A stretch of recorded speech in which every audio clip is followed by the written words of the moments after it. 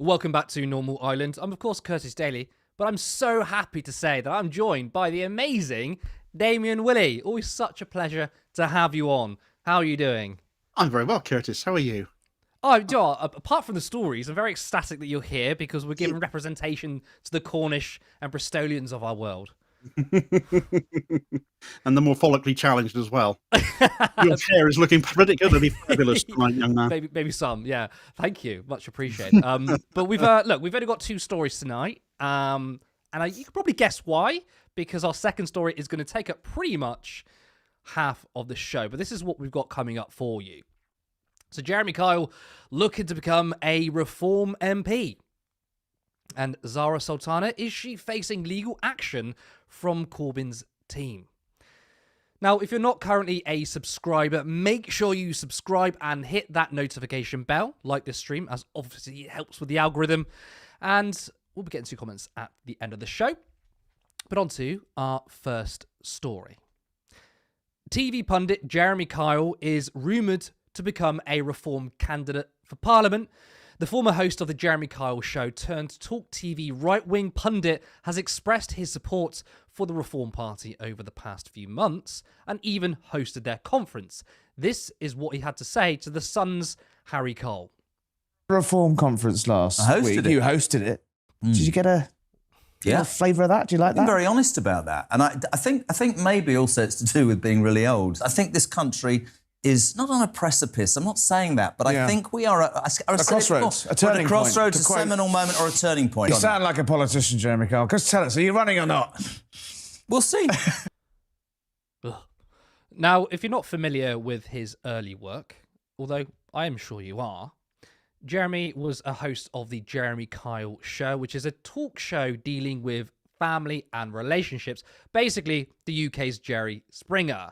It was complete poverty porn, humiliating the British working class and those in poverty. It was a sickening sight, watching audiences laugh at people who were clearly struggling, all for entertainment. And this was among many shows that fell into the poverty porn category, such as Channel 4's Benefit Street. It served as propaganda against the poor and the working class.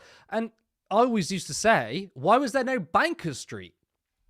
Now, the Jeremy Kyle Show was eventually cancelled after a man committed suicide after a lie detector test claimed that he cheated, but the victim did deny this. It is understood that this led to his death. A man who was suspected of killing himself after appearing as a guest on the Jeremy Kyle Show felt he was thrown under a bus by the ITV programme, his son told an inquest. Steve Diamond, 63, was found dead at his flat in Portsmouth, Hampshire, 7 days after filming for the ITV programme in May 2019. Before he died, Diamond had claimed Kyle had encouraged the audience to boo him, leaving him very upset after the recording, according to a witness statement by his son, Carl Willey. His final WhatsApp message sent to Callahan on the 6th of May 2019 was read to the inquest. Diamond told her, "They are responsible for what happens now. I hope this makes good ratings for them. I bet they keep this quiet.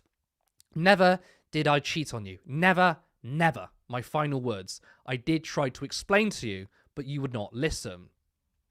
Now, I think Jeremy is a vile, nasty individual who made money off people's misery and potentially led to the death of one of his guests. This man, who hates the working class of this country, wanting to be a Reform MP, doesn't surprise me in the latest. Damo, what are your thoughts on seeing a potential Jeremy Kyle general election candidate? It did tickle me slightly there to see Harry Cole say to Jeremy Kyle that he thought he sounded like a politician. I think it's very funny because Harry Cole tries to sound like a journalist and he still hasn't managed it yet. But it's a horrible prospect, isn't it? Jeremy Kyle, of all people, really does stand for Parliament under Reform UK. It just tells you everything about the state of our politics, and especially how much of a grifter party Reform UK must be to take this guy on if they're serious about this, if he's serious about this. As you say, this is a man whose entire claim to fame is a TV show so toxic it was pulled off the air after a guest took their own life. I mean, this guy should never have been put on a broadcast position ever again. That show wasn't about empathy either. It wasn't about helping people, no matter what the claims were. It was about humiliating people humiliating vulnerable people for ratings. I think Ofcom described it as morally indefensible at one point, and I think that sums up Kyle entirely. That is this guy's legacy. So he would make a morally indefensible MP, and frankly, we've got enough of those already, surely. And now he wants to turn around and say he's fit to represent the same vulnerable MPs that he made a career out of demonising for ratings. And we're supposed to take this seriously. I mean, it's just mad. Parliament, at least in theory, I mean, MPs, at least in theory, they're supposed to be people you're supposed to be able to trust. This is why you give them their vote. They're supposed to have some sort of credibility in respect to serving constituents.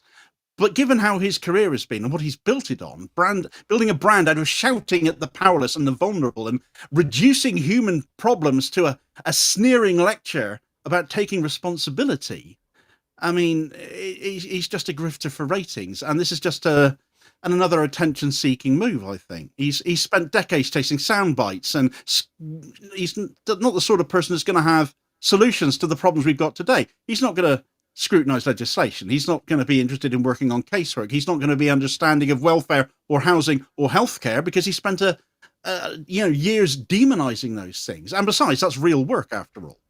And there's nothing in his career that suggests he's got any understanding or appreciation of that side of the job. So if reform parachuted him in, which absolutely they would, it wouldn't be because of any sort of discerning competence or skill or having the right mentality for the job. It would be because he will get them 5 minutes of headlines, which is all they seem to ever live for. And let's talk about his temperament as well. I mean, being an MP is... or any politician, I mean, I'm a town councillor, it's the same thing goes, really. It requires some patience and a willingness to listen to people and not just shout them down. And his trademark is aggression and it's confrontation. Can you imagine for 1 minute, it's the example that sprang to mind when I saw this question come up. Imagine a constituent going to his surgery about a problem with universal credit, and all you can automatically think of is, all you can hear in your head is Jeremy Corbyn Jeremy Kyle even shouting at them to get off your arse and get a proper job, because that's who he is. That's what he's done. That's what he stands for. You want to put this man in Parliament to represent people. He doesn't represent himself. Reform will absolutely love this guy. They thrive on making problems out of nothing, which is, sound bites and political stunts and grievances that don't exist, and having larger-than-life individuals, which the press will love and constantly platform and constantly give seats to. That's why a crap media, crap as they are, they love people like him and Tice and Farage and all the rest of these big beast mouthpieces, if you like, of the far right. So Kyle is a perfect fit for that kind of a shit show, isn't it? But it's as a parliamentarian, it would be a disaster because it would all be about his ego and not serving anybody else. I mean, look at Farage, who would be his leader, for example. When was the last time he went to Clacton? I think what we see from the Labour side, you've got a carbon copy of Briefcase Melts, right? They're all in either Starmer's image or Morgan McSweeney's image, and they're to serve the leadership, maybe to serve some kind of national politics, but nothing about caring about their constituents, right? We can see that. Someone like Jeremy Corbyn, which we're going to talk about today, is an excellent constituency MP, and we need more people who are involved in local politics, because the point is, yes, you represent national politics, absolutely true, but I don't particularly want to see people who are only in it for national politics. I want to see someone who was sort of, grassroots. And then on the reform side, you've got the pretty much the exact same, but instead of sort of Briefcase Melts, it's the clowns. Nadine Dorries, for example. We've got, not MPs, but figures in the Reform Party or celebrities. And this is just another celebrity. I think you make a really, really good point there. If someone, let's say Jeremy Kyle is an MP, and you go to your local surgery and you say, my universal credit payments have been cut or whatever, and this guy spent his career making money off laughing at people who were probably on universal credit. Do you think this guy is going to stand for you? You look at I'll give you another example, the bedroom tax, for example, or the child benefit cap, actually. Yeah. I mean, how many times has he said, if you can't afford to look after your kid, and put something on the end of it? Well, plenty of people got caught out by that benefit cap. And plenty of people end up having children that, have all manner of problems as well. They have twins unexpectedly or something like that. And you're just getting this guy who's just going to be demonising people for having an ordinary life. The cost of living in this country is so ridiculously expensive now. People can't afford houses. They can't afford to get a mortgage. They can barely afford to get rent anymore. And yet here you're going to have somebody who's going to, kick these people when they're already down, when actually it's the system itself that's working against them. It's just, no, this guy is just completely the wrong mentality, the wrong ethos to have such a position of a privilege, actually. And and you're right. And what you said about grassroots and coming up from the grassroots and stuff like that, people who have actually done the hard graft, so to speak, in local politics, understand local areas, come from the place they're actually standing for Parliament in. That's actually a bit of a novelty these days, because they seem to get parachuted in all over the place. And you can guarantee this guy would get parachuted in a what will be seen as a rather safe reform area, possibly somewhere in the north, I guess, because that seems to be where they're building their base the fastest at the moment. And it would just be a farce, because he's not from the area, he's not representative of the area. It would be the biggest joke since Luke Akehurst went to Durham, really, wouldn't it? We all remember that clip of Luke Akehurst in his campaign video. Absolutely hilarious. They still voted him in, though. He was in a safe Labour seat. That's how it works. There's no local grassroots in these political parties. But I agree with a lot of what you're saying. I think is absolutely true. I also think that most people just are not going to care, unfortunately. They're like, oh, Jeremy Kyle off the telly, why not we give him a shot? In fact, I was looking at the comment section on that video. I know it's in a right-wing echo chamber, but a lot of people believe in him, which is wild. The thing is, though, a good media would ask Jeremy those questions. By the way, you want to represent a constituency, you want to represent many different people. There's going to be a lot of poor people wherever you're going to represent. How do you feel about this statement you made, or when you said, basically humiliating people in poverty? Obviously, the media won't do that, will they? I put forward a minute ago, the universal credit question. You have somebody come into your surgery. They have had their universal credit cut off. They don't know why. What are you going to do to help them? Or are you just going to stand over them and shout at them and say, get off your arse and get a job? Well, what if they're a carer for somebody? What if they have a disabled child? What if that's not possible? What if there simply isn't jobs available that pay enough to get by on? Because that is increasingly a bigger and bigger question in this country. But you won't get someone like Harry Cole asking those questions, because it'll be a puff piece. I mean, they even had matching haircuts. I wondered for a moment whether they'd taken inspiration from Keir Starmer, looking at the pair of them and their hairstyles there. And I'm not being, follically racist or anything like that, but it's... You've been harassed. It's a cozy, chummy relationship, and it's that mainstream media relationship with politics, or potential politics in this case, and it's all one... old boys club, isn't it? They all come from the same sort of backgrounds. They all went to the same universities. They've all got the same old school ties, so to speak, because that's where everyone in our mainstream media comes from. The proper media, the real media, you and I, so to speak, we come from ordinary working class backgrounds. And people like us, we don't have a shot in that sort of world. But then equally, I think we do a damn sight better job too. Even those of us with no journalistic qualifications whatsoever.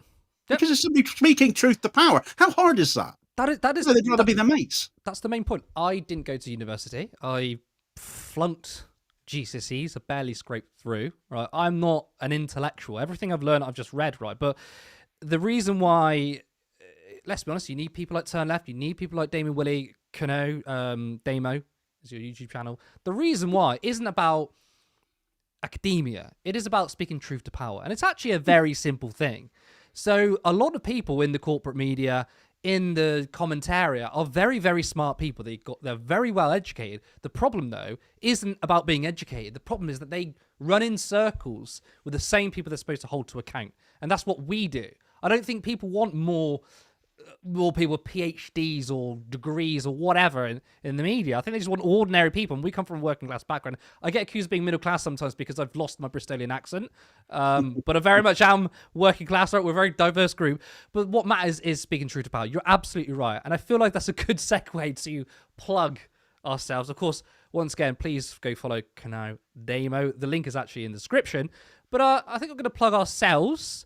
There's, again, only 2 stories tonight, but before we go into our final story, I just want to say, if you are enjoying the stream, then please like it. It helps with the algorithm. Make sure you subscribe to us if you haven't already, and you've got to hit the notification bell. That's really, really important, because so many people are telling me, you're not going live, or we haven't seen a video from you. It's YouTube and their algorithms. It's pathetic.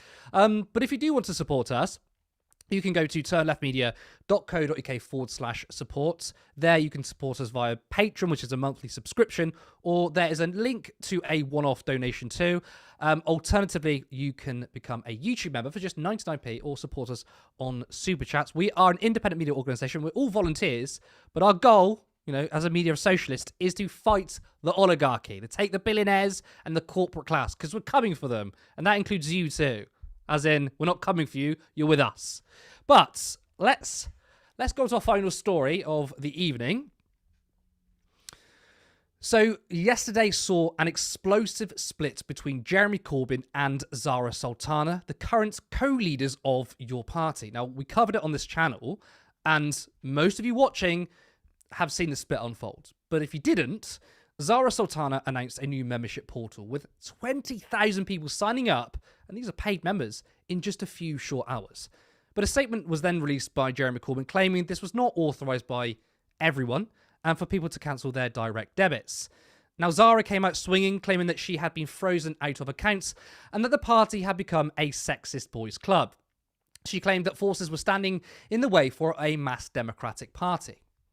A new development has meant the split between Corbyn and Sultana has gone nuclear, signalling a potential legal battle. A post on Twitter from your party, not Jeremy Corbyn himself, read, "Following this morning's unauthorised email to your party UK supporters, the data controller has reported the matter to the Information Commissioner's office. We will cooperate with the Information Commissioner in full. A false membership system has been unilaterally launched, data collected and payments taken.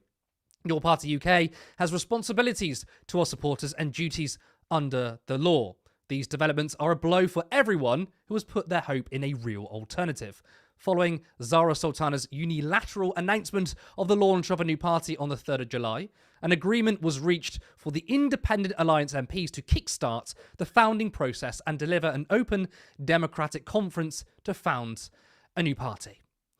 Zarah signed up to this and was welcomed into the Independent Alliance. She has not been excluded from any discussions, and everyone involved has been committed to a process rooted in inclusivity and mutual respect. The process was communicated to supporters on the 1st of August.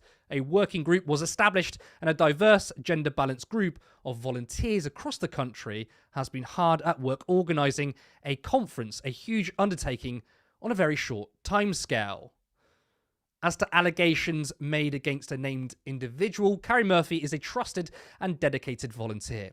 She has never had access to or control of any funds, which are held exclusively for the party. Neither have the other 5 independent MPs had access to or control over any funds at any stage. There is an enormous appetite to build a real alternative based on equality and peace. That is what unites us. And there is only one way we can build a party that belongs to everybody, together. We have a historic opportunity to transform this country. We cannot let it go to waste.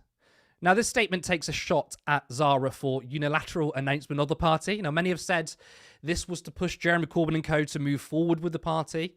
Now, many, of course, have taken to Twitter to express their view. Philip Pralford said this: "It is unforgivable that a bunch of London left buffoons have torpedoed your party and the possibility of a broad coalition when we are facing down fascism." Ash Sarkar then tweeted, "Team Zarah seems to have launched a unilateral membership operation where they get to keep the data. Team Jeremy has denounced it. It's difficult but not impossible to see how your party continues with both leaders. The big winner? Keir Starmer, followed by Zach Palansky." Now, Ashok Kumar, friend of the show, he says, "Zarah should never have been marginalised by Jeremy Corbyn's aide Carrie Murphy and a faction who employed every duplicitous tactic to sideline Zarah or anyone perceived as a threat to her influence. All of it proved pointless. Zarah and her husband Craig's unilateral move is both outrageous and self-defeating, effectively dooming the entire project. She could simply have stood for leader of what was shaping up to be a genuinely democratic party and probably would have won. Instead, figures who know only internal manoeuvring rather than real organising turned the process into a textbook case of ego and incompetence. I think whatever your views, everyone can agree with this. The whole your party shit show is so depressing, like we can't have anything. Yes, we are all Deirdre from Coronation Street. Now, I'm no legal expert, so I have no idea if this has legs or not, but this thread explains that Zarah could be in legal trouble.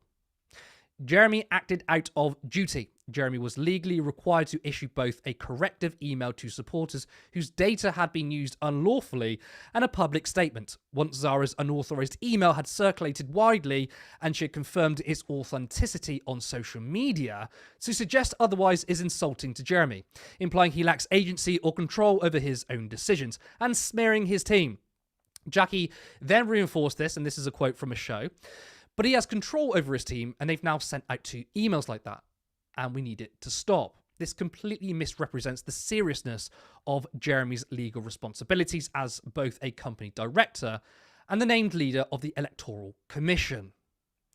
Jeremy's letter was legally required to protect Peace and Justice Project Limited as the legal entity and data controller responsible for the supporter database, protect your party's registration with the Electoral Commission, which is still at the application stage, meaning no one can legally sign up members or collect membership fees yet, protect himself personally from liability under both data law and party law.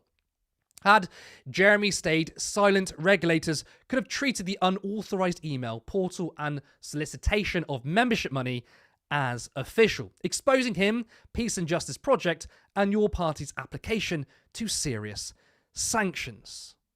Now, what does confuse me a little bit is, as I understand it, your party isn't registered with the Electoral Commission. It's on its way, but not finalised. Now, our very own Callum Taylor spoke to the Electoral Commission to get some clarification, and Callum told us this.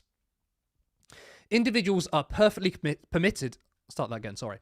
Individuals are perfectly permitted to gather membership information and take payment for membership of a party regardless of its registration status with the Commission. Once registration is approved, regulations and rules then apply.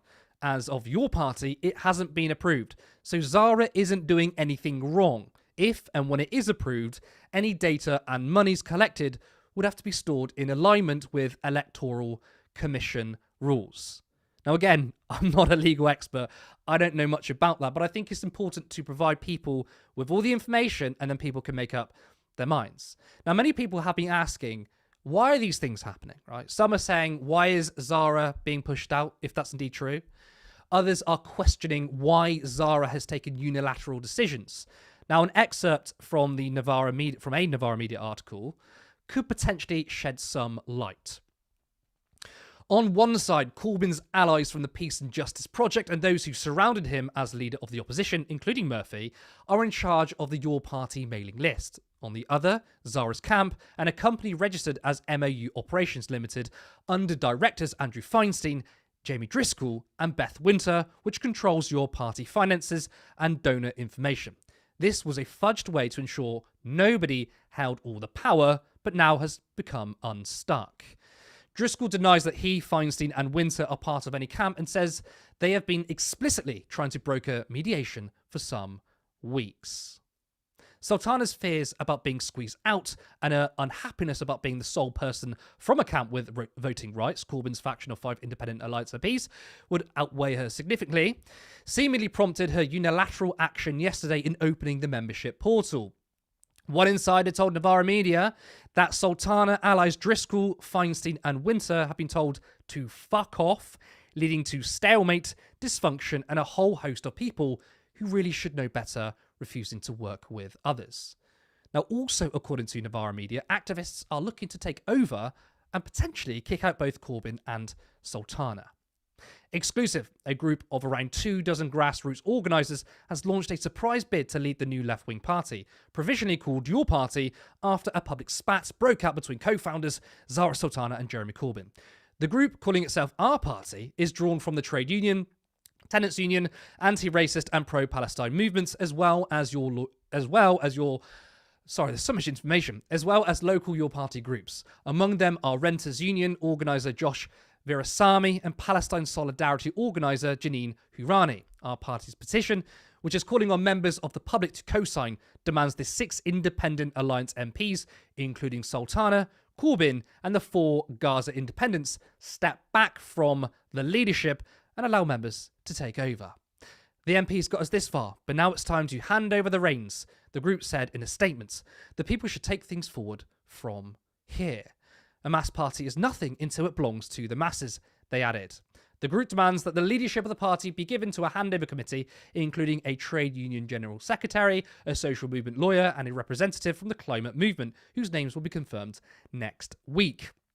We watch with frustration and disappointment with the public divisions within steering group, whose process for constructive resolution has clearly broken down, our party said in its statement. The opportunity to build a mass party truly of the people is quite possibly a once-in-a-lifetime opportunity. Far too much is at stake. We cannot waste it. Now, how successful that is, I honestly don't know, but also kicking out the 2 co-leaders who have name recognition and can pull in numbers, how would that work? Now, a report has claimed that Jeremy and Zarah are trying to repair the relationship. Diplomatic efforts are underway to resolve the dispute between Jeremy Corbyn and Zarah Sultana, Sky News understands. The co-leaders of your party have had a bitter falling out over the paid membership system, as we reported yesterday. A source close to the pair is attempting to mediate behind the scenes, to salvage the party's future, they told Sky News. Now, both Jeremy Corbyn and Zarah Sultana have been contacted for comments. We have not had a response at the time, but a source has informed us that diplomatic efforts are underway. Now, I do sympathise with Zarah Sultana. I think a lot of people felt like the party was dragging its heels. There was nothing happening. And Zarah just wanted to sort of force the party forward. When it came to the launch of it, her saying we're going to start a new party certainly brought that out, and maybe with this too. But obviously, on reflection, whether she was forced or not, many feel that they have been betrayed with their money, and it could be a very bad move from her. Damo, I'm sorry, there's a lot of information there to go through, but I think it's important to give everything there, as much as I could find anyway, and then people can also draw their own conclusions, and so can you. But for starters, what do you make of this split? Well, there's no shortage of information, is there? Because everything's getting aired in the public domain. It's crazy how much dirty laundry has been aired here. What do I make of the split? Well, I put out a video about this earlier, so I put a lot of my thoughts to this on my YouTube channel, which people can go and look at after this show, obviously. But it's one of the most selfish, short-sighted implosions, frankly, the left's ever managed to stage. And that really is saying something, because nobody does splits quite like the left does, do they? I was part of my video earlier on. I drew attention to a YouGov poll that's come out. The Reform UK have just broken a record lead for themselves in the polls. They got an 18% lead now over, I think it's the Liberal Democrats, actually. It might be still Labour, but Labour and the Tories are both down on 16%, and 16% is the lowest figure Labour has ever recorded in its entire history. So you've got both the old parties here right now collapsing. The country is in ruins as a result of their mishandling of it, taking turns as they've done for years. And so the ground was fertile for something new, and instead of embracing that, your party are eating themselves and letting Nigel Farage run away with it, seemingly. I mean, 2029, he must be rubbing his hands together with glee at the thought of this right now. You had an organisation here which had launched, and 800,000 people had signed up to it to be informed. And on that launch day, that morning, when Zarah Sultana opened that portal, 20,000 of them reportedly signed up as full members in just a couple of hours. 20,000, I mean, that's insane. That is an insane number of people in just a morning. That's a movement waiting to be born inside 24 hours.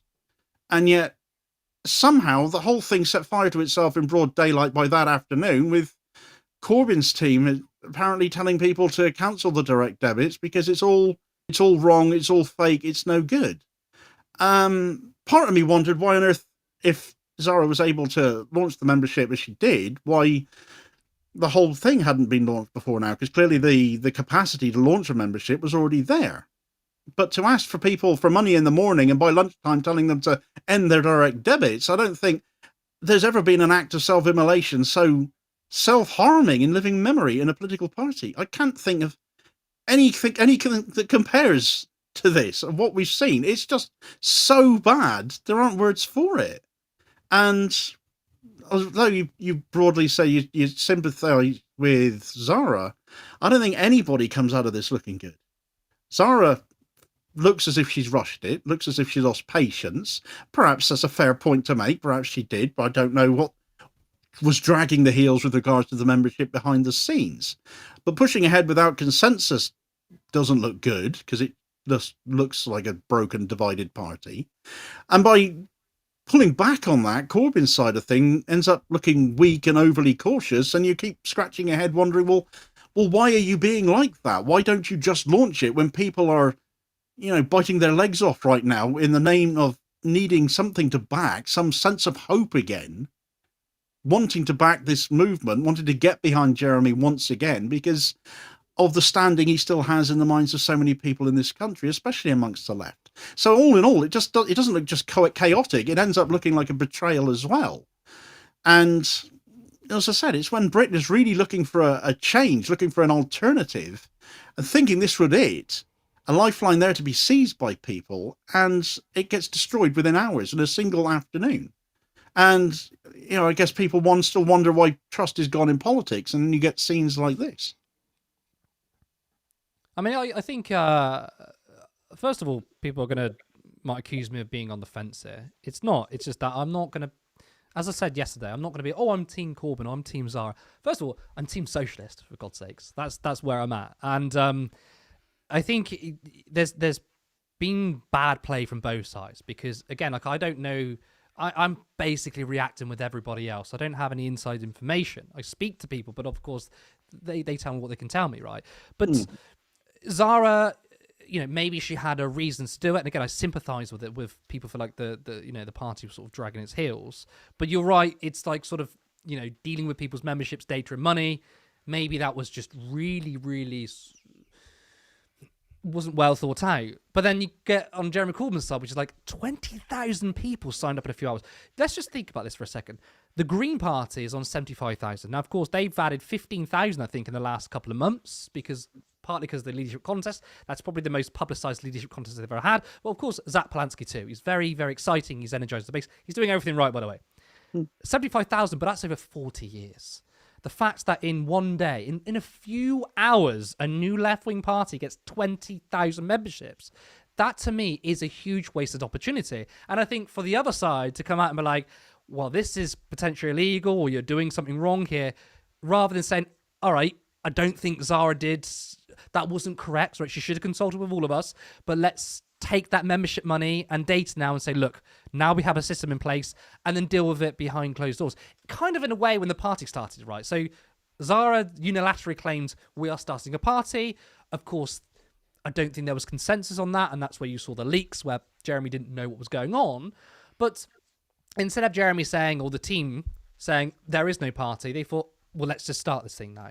And it's relatively successful. I mean, think about the first poll that came out. I know it's just one poll. 15% Labour level with the Labour Party, right? And that was with probably not the best political party opening, right? And they got that. So I'm thinking, why couldn't they do the same and say, fuck, right? This is not good, but let's deal with the 20,000 memberships. And by the end of the day, 30, 40,000, and a week 50,000 maybe. Who knows? It could be 100,000 in a matter of weeks. Let's build on that and do something from behind closed doors. But instead, they've aired their dirty laundry. I do want to ask you, though, Damo, about this sort of grassroots drive, right?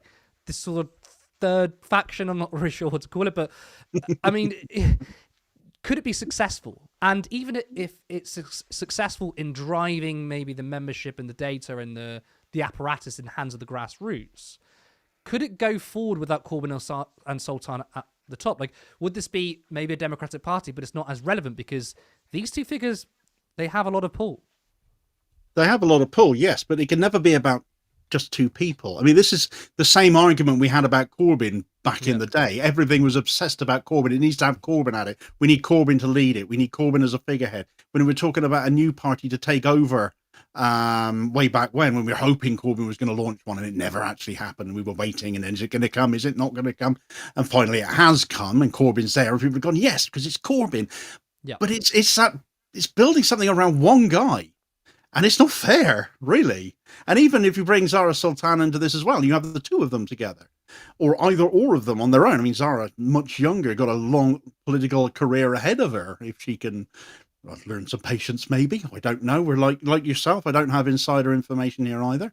But it can't be like that. You can't have a movement. You can't have a party driven by individual personalities. So can it succeed? Yes, I'd have to say absolutely yes, because it takes hard work, it takes determination, it takes graft. But if you've got the talent and the people there ready to drive it, determined to drive it, certainly there's enough people in this country, clearly, if you've got 20,000 join up in a couple of hours, then absolutely the appetite and the numbers are there. But you've got to have a platform. You've got to have drive to do that. The raw appetite's clearly there. I mean, 800,000 people gave their details at the beginning, 20,000 ready to pay within hours. Labour and the Tories are both on life support at 16%. You know, you don't get clearer proof that millions are politically homeless and desperate for something new. But that energy doesn't just vanish because Jeremy and Zarah can't get their act together. If they can't get their act together, if they can't work together, then arguably the best thing that can happen is that somebody else steps in and they step back. The trouble is, as I said, Britain's obsessed with politics anyway. You're obsessed with names and faces, and the media doesn't cover movements without recognisable figureheads. And you brought the Greens up, and you brought Zach Polanski up, and it's a brilliant opportunity to segue into that, because Polanski still doesn't have mass recognition because, like every Green Party leader, he's not getting the same platform. And when people do platform him, they soon regret it when they realise just how much this guy knows his stuff and runs rings around them, frankly, because that's how much of a savvy media operator he's proven to be. He's an absolute nightmare for them. So strip Corbyn and Sultana out, for example, and okay, yes, might have a purer grassroots project, but as far as the media is concerned, the risk then is the invisibility. As much as it shouldn't be about personalities and it shouldn't be about faces and it shouldn't just be about Corbyn as a figurehead, you can't deny 20,000 people signed up because of him. And this is the problem. People, they get obsessed behind faces and people and not behind the politics behind it, not the policies. Otherwise, Reform UK's polling should be, in the detritus at the bottom of a deep, dark bog somewhere. Because the minute you start to get into what they actually stand for, and Zach Polanski proved this when he went to Clacton, of course, spoke to people there, told them a bit about what Farage was about. They quickly realised, oh, hell, what did I vote for, kind of thing, because the research is never done. The facts aren't presented for them because the media don't get big ratings by doing that. So it's very difficult for a grassroots movement without a recognisable figure to get going, yet still that shouldn't detract from trying. I mean, maybe you get somebody that comes out of it that is absolutely fantastic, a brilliant, savvy speaker. I'm sure there are fantastic public speakers and orators and interviewees that can more than handle the way our media works, and it could get a bit of recognition. And certainly Polanski is getting a bit of that in the little bits that he's getting, and he's getting that off the podcast which he's launched, which is doing absolutely brilliantly. But if a grassroots drive can make trust its selling point, I think they might be able to build something. But it's going to need support as well. And when I think of support for a left-wing party, you automatically end up thinking of the trade unions, and it's getting them away from Labour and getting their leaderships shifted. It's a bit of a segue getting away from the point, so I apologise for that. No, of course. But it's you're getting the union heads sorted so that they're actually backing what's actually backing ordinary people. Because at the minute you've got unions giving millions in cash to Labour for a party that's shafting their members, not helping them, which is just mad. When actually, they could get behind something new, take that money out of Labour. It's a dead project anyway. What are you throwing your money at that for anyway? Keir Starmer has functionally killed Labour, I think. Put it into something new. Back it. Give that something to run on. The media wouldn't be able to ignore that either. And it could turn this your party implosion into... It could turn it around. And if you get an ordinary people, or a group of people, for example, even, I don't know, a panel maybe. I mean, people have argued against Green Party dual leaders over time. We've got a single leader again now in Zach Polanski. But who knows? You can have a whole host of people come up from the grassroots, as they should be, and you would take all the big egos out of it at that point, because there's an argument that there's a little bit of egotism going in this implosion as well. And putting power in people's hands at the end of the day is what Jeremy Corbyn has always told us, isn't it? It's not me they fear, it's you, is what he's often said to us in speeches, isn't it? So that would be relevant. And that, I think, would be very welcome. I think for many people, it's urgently needed. But if things can't be rectified, if Corbyn and Sultana cannot get their act together, they need to step away. Is there somebody else that can come up behind it? It sounds positive that there is a group of people here prepared to try. And at the end of the day, it's not called the struggle for nothing, isn't it? If they're prepared to take on that struggle and build something, then great. But if it just drifts without recognizable leadership, or continues to let factions tear it apart, with Corbyn and Sultana or without them, as the left is too often want to do, then this is a completely wasted opportunity. And it's an opportunity of a lifetime right now, polling looking like it does right now. And this collapse will be handing the future to reform just as much as Keir Starmer's politics today does. Yeah, the point you made about first of all, I agree. Like, politics is very personality focused. That's not a problem for the left or the right. I think that's a problem with society when it comes to attention span, and that's not our fault. That's because the media feeds you just shite slop. There's no intelligent conversations. It's here's a 30-second soundbite of a politician. We have created that, but at the same time, I do think you need recognizable leaders, and we shouldn't have a cult of leadership, which is what can happen with any faction, by the way.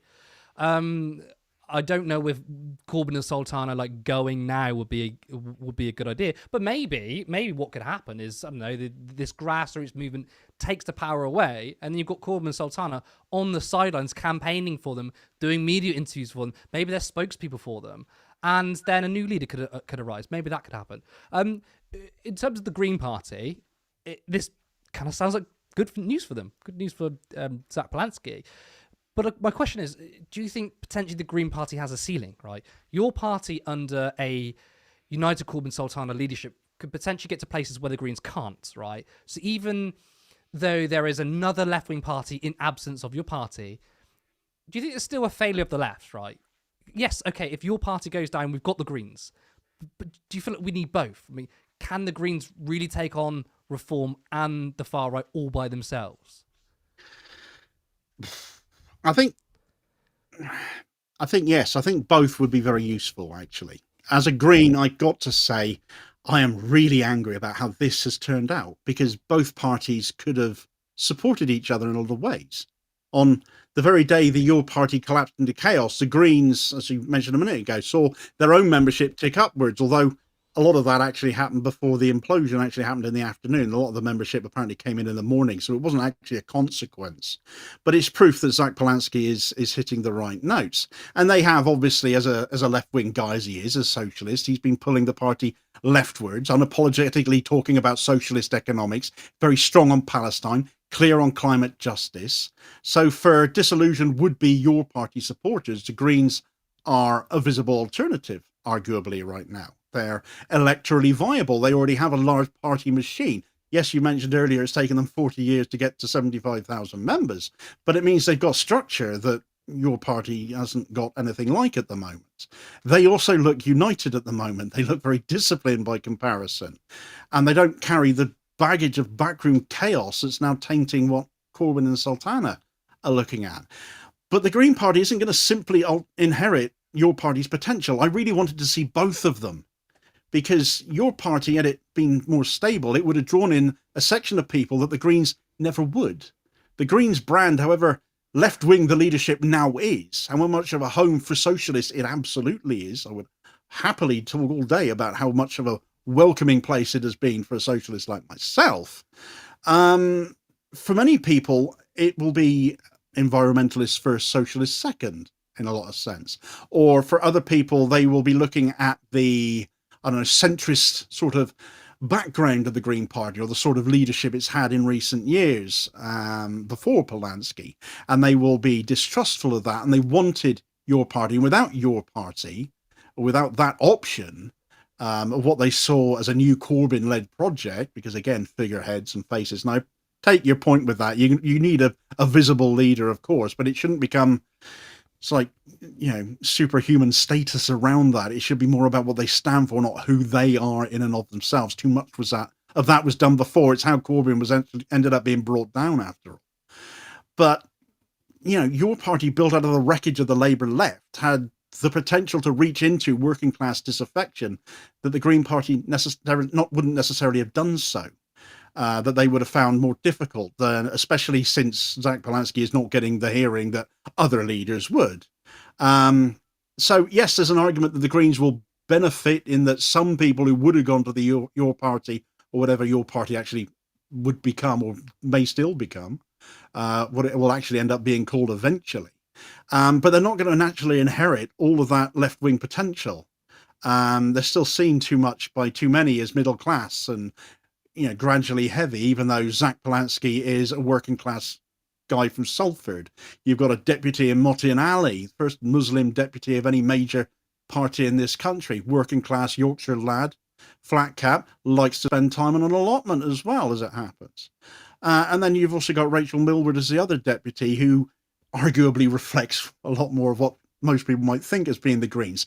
But to have all three of them as a leadership team on a level playing field, no arguments, no disagreements, all on the same page, same policy, because policy is all member-led and decided on by the membership at grassroots level. It just works, and it's cohesive, and it comes together in a way that is so unlike the left. And now that we have a left leader, we obviously need to give the Greens time to see if that lasts, and hopefully the left won't eat itself within the Green Party, because that would be a disaster as well. But it can be done. And so I would like to see the Your Party recover. Whether that has Corbyn and Sultana leading it or not, frankly, I have no skin in the game in that regard. Given how conduct has gone so far, arguably I would suggest handing over the reins to someone else might be the best option at this point. It's whether they're prepared to do that. And again, you come back to arguments of egos within the left again. And you just wondered yourself, when you think about it for any sort of length of time, are we going to go over this again and again yet? Is this just round one? And are we going to have more of this fallout yet? Or what? I don't know. But yeah, that's where I think I stand on that. No, really interesting comments. I mean, there's a whole host of things you said there that I absolutely agree with. We're going to go to the comments section with Sarah. I feel like the comments section is going to be particularly interesting tonight. Yeah, I mean, hello, firstly. Yeah. How you doing? What a great show. I was even struggling to keep up. Firstly, can I just say Curtis put so many graphics in, guys. So big up Sarah in the comments. We're killing it today. Yeah, thanks, Sarah. Apologies for that. I front-loaded so much information. No, I think you guys carried the show. You did so bloody brilliantly. I love the analysis, Damien and Curtis, as always. But yeah, let's start with Super Chat super quickly. We had a £20 donation that happened before the show even started, and it was from Coops, who said, your party are a movement regardless of who leads the party. If Zarah and Jeremy can't come together, we need a new figurehead. I would ask Mike Lynch, not a previous MP. What do you think of that? I think it's fantastic. Yeah. I would want him to be the next leader. I know people might say he's just another straight white guy, but I like him a lot because he's the no-nonsense kind of character. I feel like he's the antithesis of Nigel Farage. I think the left needs someone who's a little bit crazy, a little bit like really aggressive, and doesn't care. And he's the kind of guy I would love to see Mick Lynch. I don't know if he's interested though. Oh, he's good fun in an interview though, isn't he? He's brilliant fun. I mean, when he was far more prevalent, and the media was still trying to get a gotcha over him. What his body count was, I don't know. I think he was outdone from Wick, hadn't he? I mean, it's just, again, a brilliant, savvy media performer, but not a politician. Again, trade unionist. I think it's a good place to pull from. It's ordinary working class people coming up through the ranks, through the membership, doing well. becoming the union boss, union leader, showing that they can act, they can lead, they have leadership skills and capacity, they have media skills, that means they don't take any nonsense or anything like that. Not a bad choice.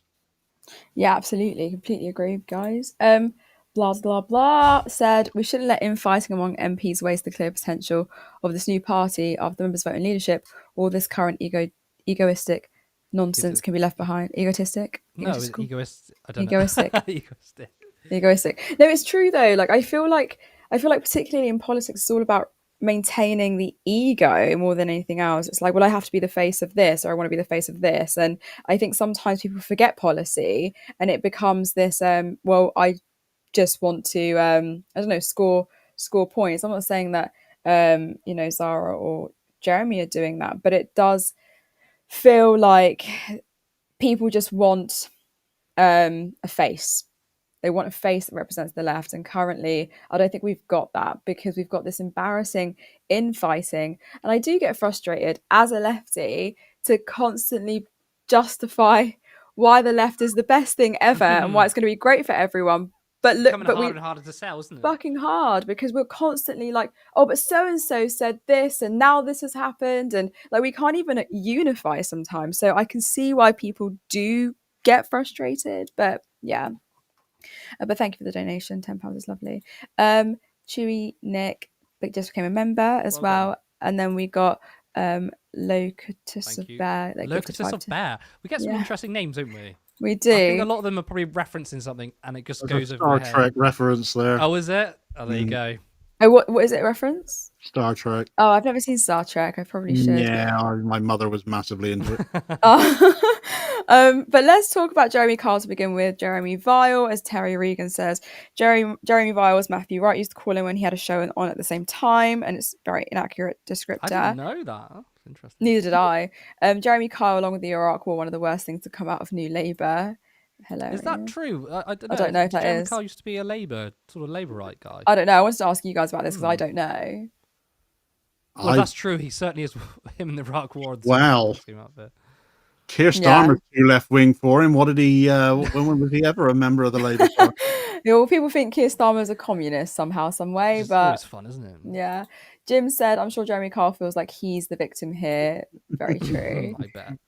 And then Penny. Suck it up, Buttercup. Yeah, facts. Then Pennywise said, "I would imagine Kyle will have the same approach to politics as he did to shit daytime TV." But there were some comments that got flagged up by a few people. Priya was quite interesting to you guys. I think that's an insult to people who may have watched Jeremy Kyle looking for entertainment relevant to their lives. I doubt they felt demonized.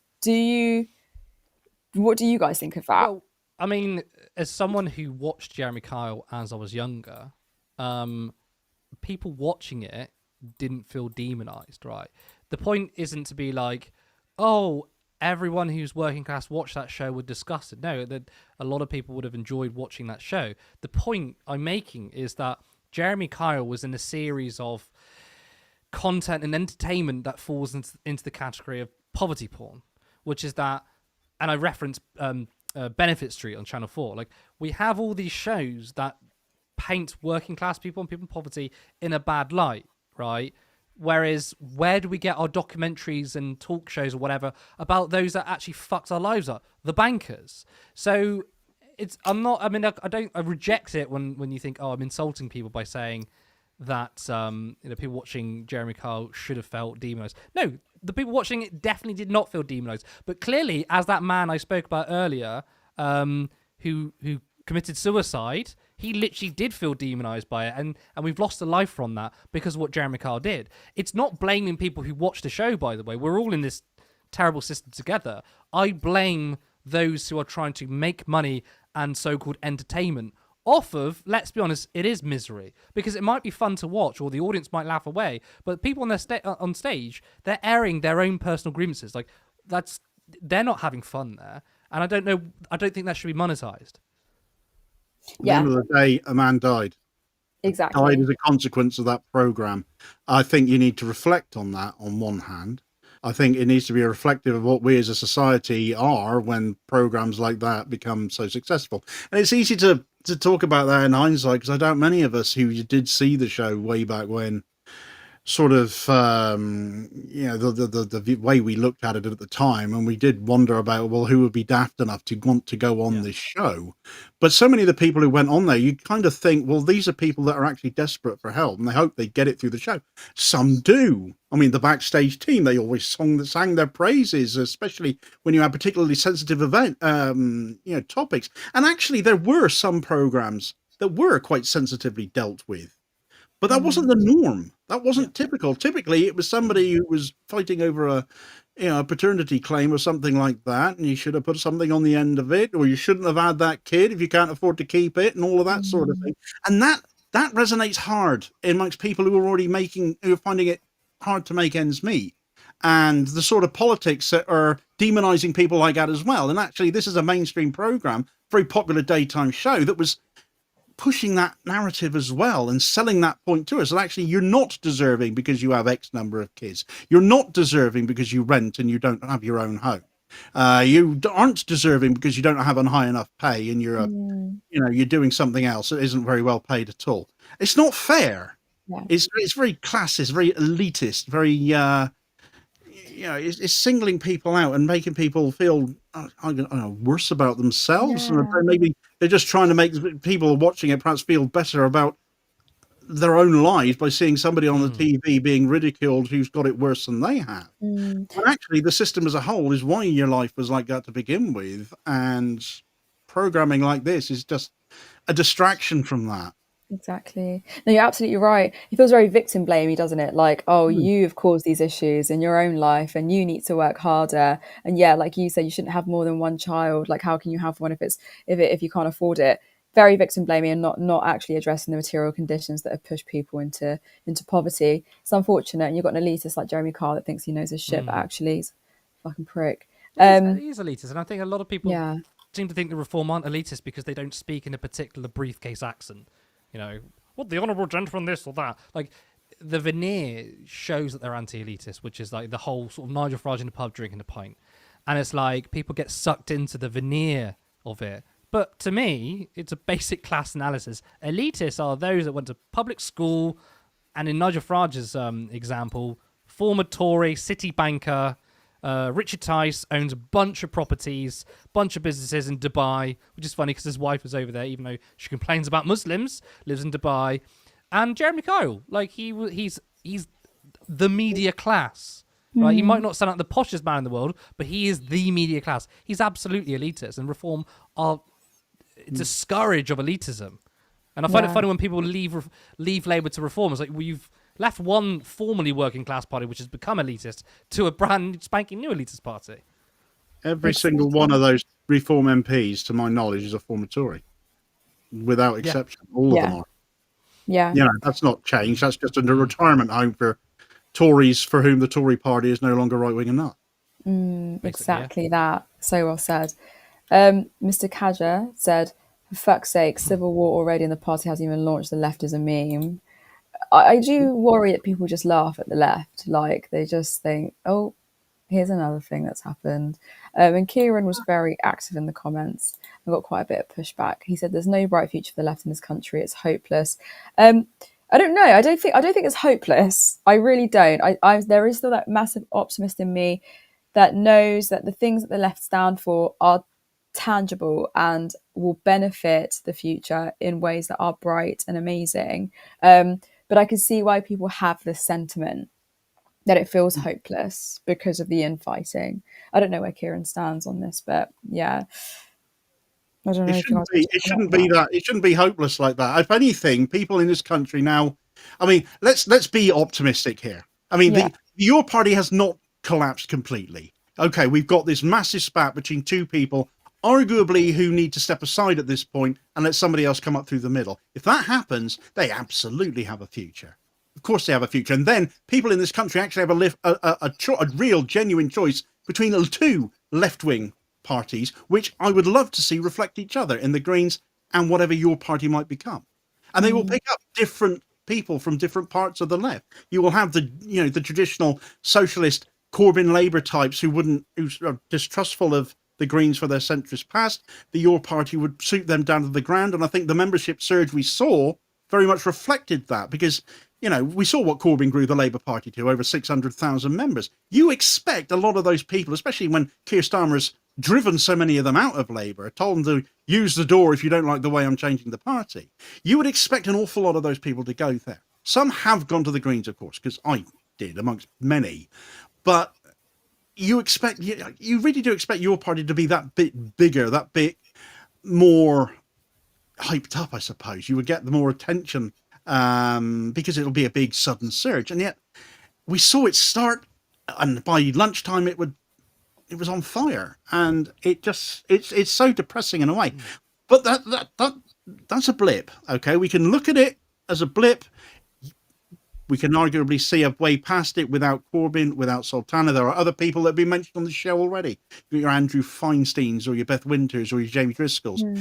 Any of them would be perfectly competent and able as a figurehead, as a face, if that's what it needs, to take such a movement forward still, without Corbyn or Sultana, because maybe that's what it will take. I don't know. Maybe the negotiations in that room, wherever it's happening, if they're still happening at this point in time as we're talking, between Corbyn and Sultana, will get somewhere.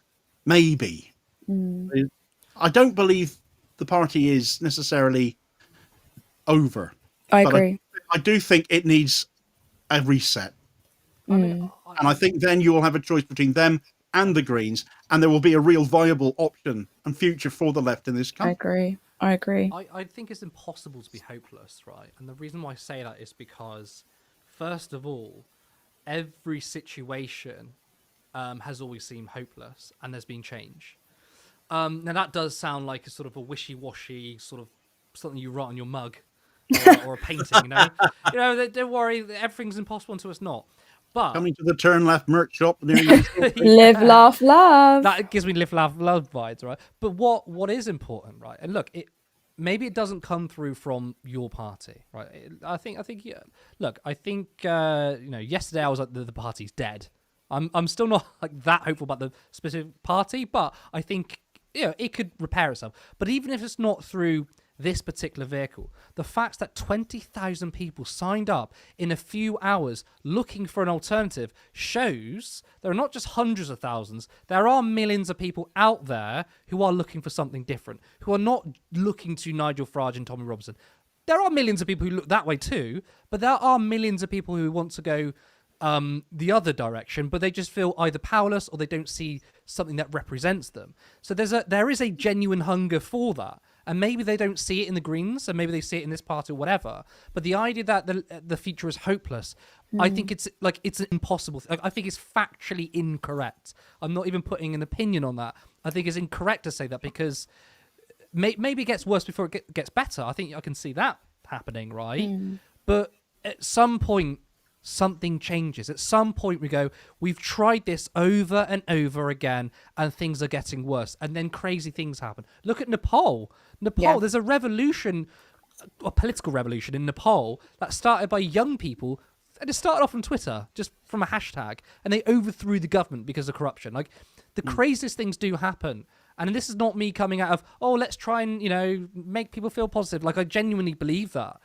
And also, the last point is, what's the point of being hopeless? Because, look, even if there is 0% chance we can win, then it's the same. If we don't try, it's the same chance. So if we do nothing, it's 0%. If we try, it's 0.1% chance. Like, it makes no difference to me if I try or I don't, So I feel like it's a waste of energy to just be like, it's hopeless. It's hopeless. Well, even if it is hopeless, just fucking try anyway. So at least be part of something, and at least you can tell yourself I tried something.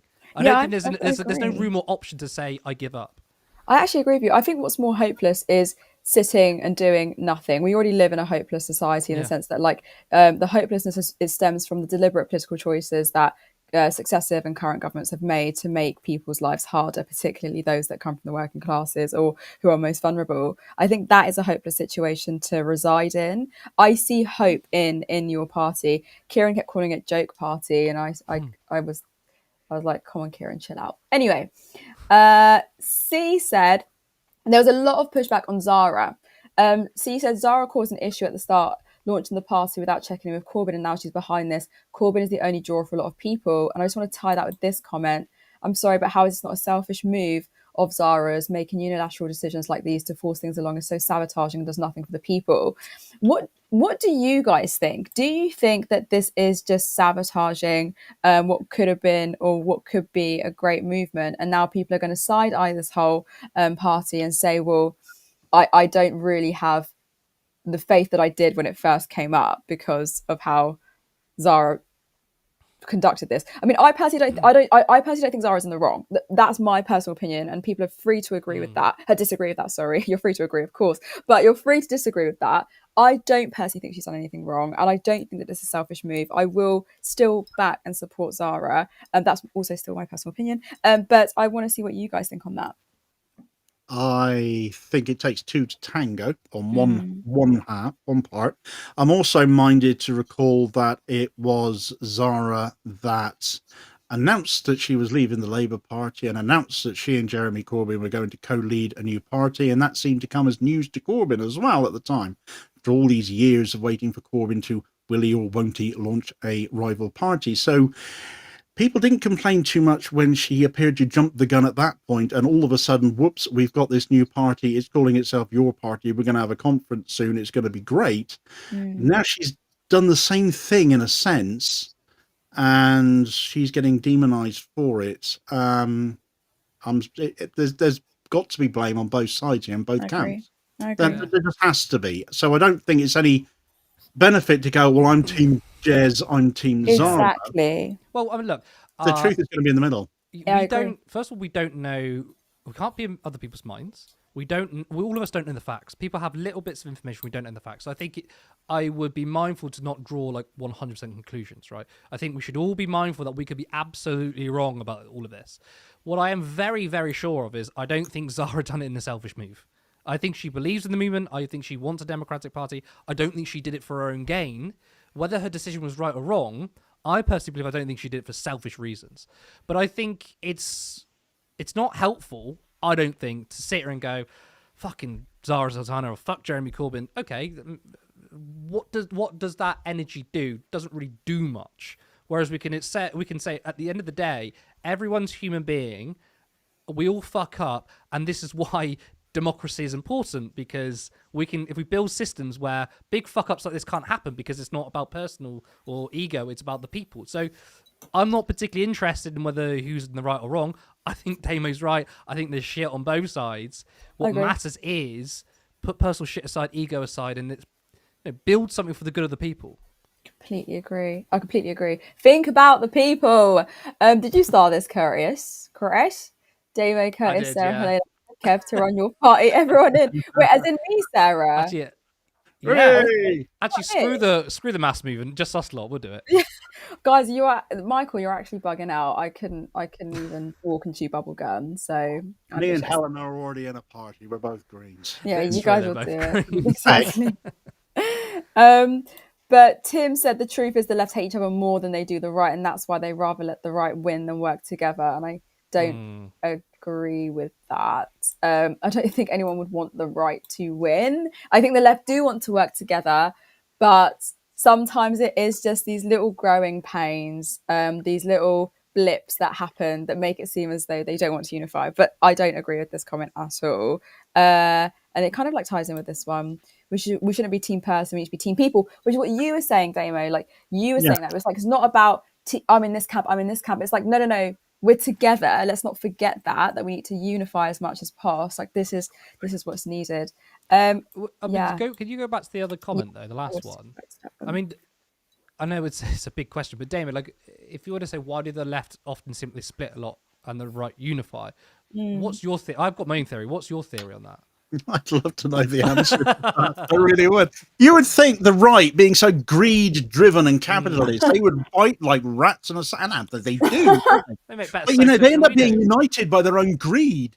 Yeah. And with the left, we seem to, I guess we believe in all manner of different things, don't we? We all want better housing. We all want a society that pays everybody a decent wage for a decent day's work. We all want to have nice money for a nice car or nice holidays or something like that. We want society to work for the benefit of all. We want properly funded public services and all the rest of it. We get pulled in all these manner of different directions because we want this and this and this and this.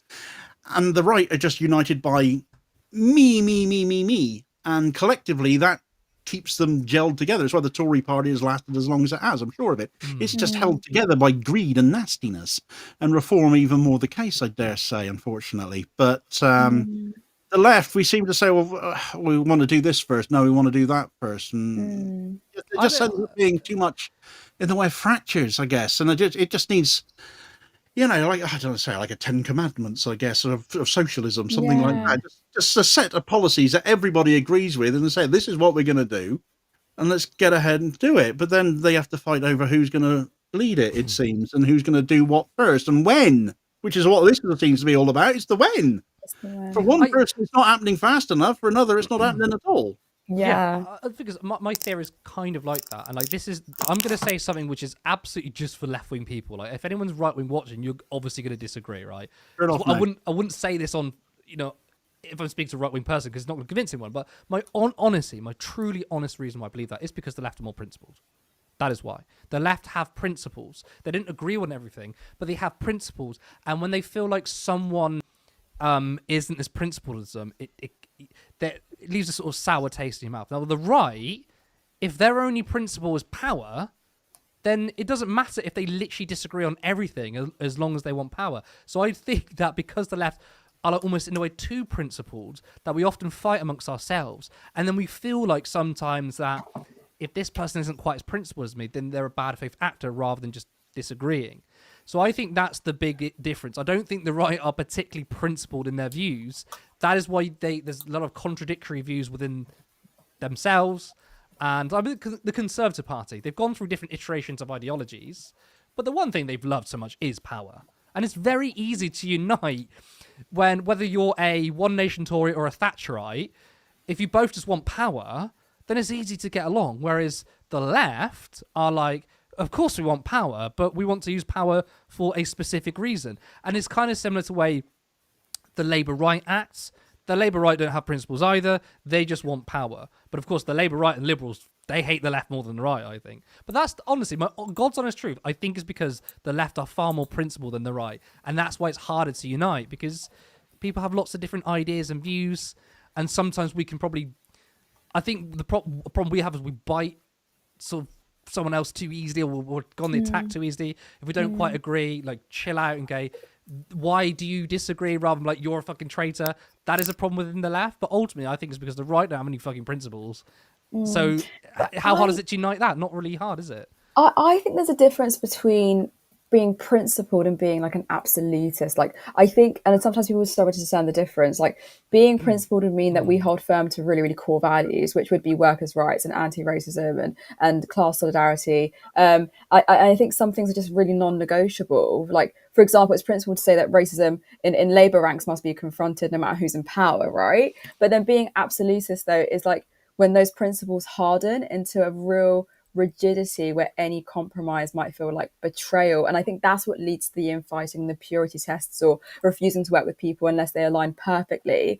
And then that absolutism, I think, risks shrinking the movement because it prioritizes ideological perfection over building power that is broad. And I don't know if that might be pushed back on, but I think that principles really do serve as the anchor, and they give us direction and credibility and like a moral force, whereas absolutism can metaphorically be considered this cage, like, and I think it can make us self-isolate in a lot of ways and unable to adapt, and sometimes really easier for the right to sideline us and silence us because they see us as these absolutists. But yeah, I don't know. I think without principles, the left would absolutely dissolve into some sort of like mush. But maybe we do need a little bit of flexibility. Otherwise, the left now risks tearing itself apart or losing the ability to win. So yeah, well, maybe principles caused that. Maybe not being able to put the principles first, and this is where the whole accusations of egoism come into it. Yeah, exactly. Moving on then to what Edward said, I think this kind of ties into what all of you are saying. What's important is the structure and program of the party, not necessarily one or two figureheads. Seriously, the internal culture of the Greens is really refreshing at the moment. It's it, and I can't disagree with that. I think the Greens now have a legitimate structure where it's not just, the tree hugging party. It's now like, oh, this is someone who is Polanski is a figurehead, but also that the policies are clear. And I think that that's the difference. Now, onto this one, because I like comments that kind of push back against us slightly. This one said, "You're all dead politically as you refuse to acknowledge the responsibility of the British colonialism in immigration. Brits complain about what they're responsible. Tell them or yourselves to shut up." I don't know what they were referencing, but did anyone mention immigration in this conversation? I don't think so. Did they? I'm pretty sure immigration hasn't even been touched upon today. Maybe they were but arguing the sometimes comments. people do comment on issues that we might not bring up, and they just want to talk about it, which is fine. But I don't really know. A bit unsure what this what you're trying to say. I'm not sure. That's what I'm wondering. I was confused, but also I don't like the idea that people think that we're politically dead because we don't talk about certain things, and that's the only reason why I brought it up. Like, we do speak about migrant issues, we do speak about migration, and all this sort of stuff. It's just today that wasn't the case. But I think yeah. It looks like we're not talking about colonialism today, and we're politically dead for it. But like, the topic is about domestic policies and politics and political party. It's just not about immigration today. But like, we talk about it enough, I think. And but yeah, I didn't quite get the comment, but no, that kind of comment is, it's not helpful for the person asking it. You want an answer to a question you want to ask, but don't put down the people that you're trying to get an answer out of, because you're basically saying, well, you're talking rubbish because you're not talking about what I want you to talk about. You're not taking responsibility for the British colonialism and immigration, but that's not the topic on the table here. You know, it's if you want people to talk about something, and you could ask politely for a start, and then tell them yourselves to shut up. Well, I think you're rather fortunate this comment, frankly, got put up. Yeah. And Sarah loves bringing up these comments. I like it. I do like it when people criticise and yeah, because we get a lot of people who are on our side, but sometimes I'm like, it's constructive. Yeah. But last two, a red line has been crossed. I don't think this can be repaired. I mean, you guys have already answered this, but I don't think a red line has been crossed per se. I do think this is still can be redeemed. And I think that's kind of the conclusion that we've got from all of this, haven't we? That this is still redeemable. I think it's far too early to say whether a red line has been crossed. This has happened so fast, so suddenly, that you can't help but think, well, maybe it is just a flash in the pan thing. Maybe it's being blown out of all proportion a bit. The problem is it's all been aired in public. Yeah. Therefore, it looks like the apocalypse. Yeah. There's no getting away from the optics of it. It looks absolutely awful, because these conversations, these things should have been happening in the back rooms behind closed doors. This shouldn't even be a news story, yet it got aired publicly. That was a grievous error. But as I've said, whether it can be rectified or whether it is unable to be rectified without new leadership being considered, I don't think it's not survivable. 20,000 people, 800,000 people on a mailing list. I mean, there's a massive potential here, no matter which way you look at this situation right now. But it may just mean a change in the leadership structure. That's what it's going to take to carry it forwards. I don't know, but you can't help but think that, given everything we've borne witness to across social media in the last sort of 24, 48 hours. Facts. I mean, sad. Has a red line been crossed? I mean, for me, it probably depends on how I'm feeling that day. It could be like, oh, it has or it hasn't. No, because it's a lot of conflicting views. I mean, technically, a red line has been crossed, but to be fair, the measure of whether the red line has been crossed is how people respond to it, right? If the party, if they don't reconcile and the party's destroyed, then obviously a red line was crossed.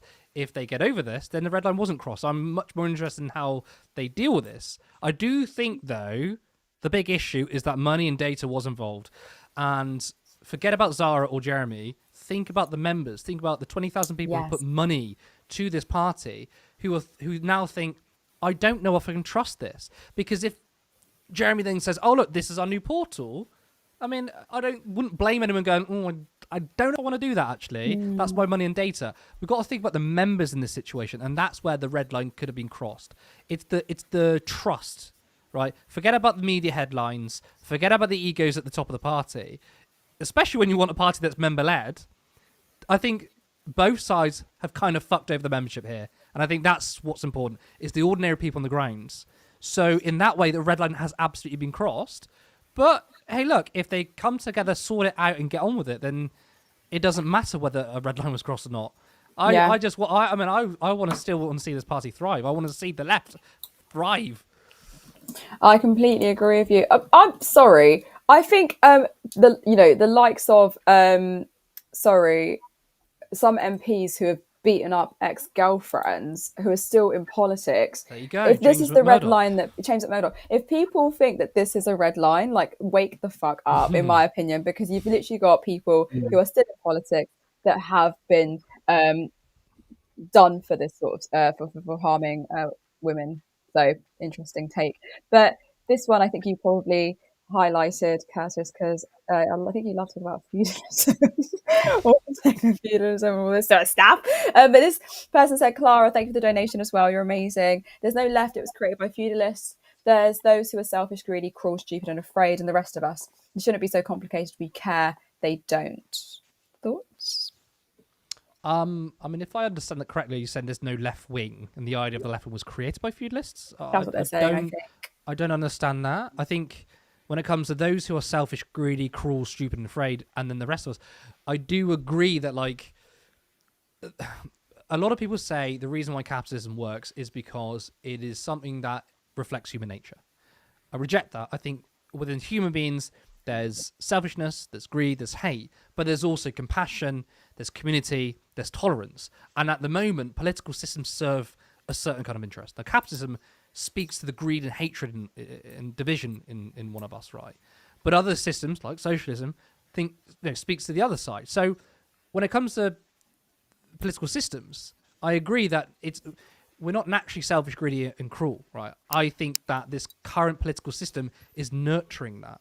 Now, in relation to feudalism, unless you want to follow up the comment, I'm not quite sure what you mean by that. I'd be interested to know.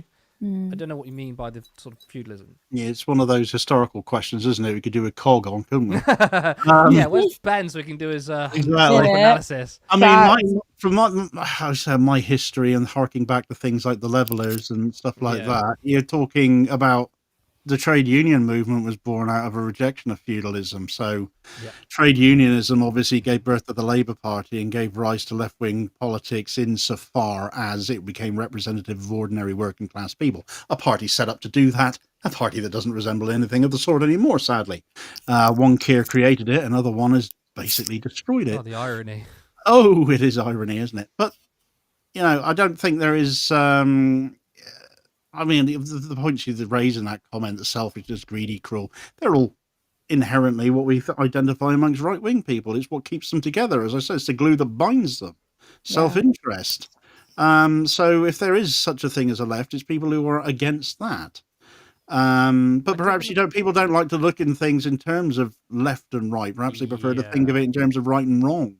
And whichever way you want to try and interpret it, I mean, we choose to interpret it through the Overton window, which is what we mean by left and right. But at the end of the day, it's whether you're a nice human being and you believe in nice things and fairness to all people around you, not just inward-looking, navel-gazing and concerned with your own self-interest. I think so. Stin says this. I think Clara means that before I want to bring it up. Before feudalism and the French Revolution, there was no left or right, just elite and plebs.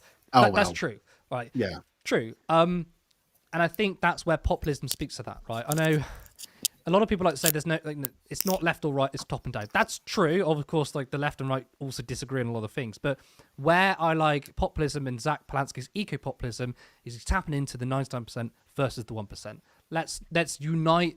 Which, look, he doesn't ignore social issues. He's a social progressive, but he puts class first, which I think is where the left needs to be, right?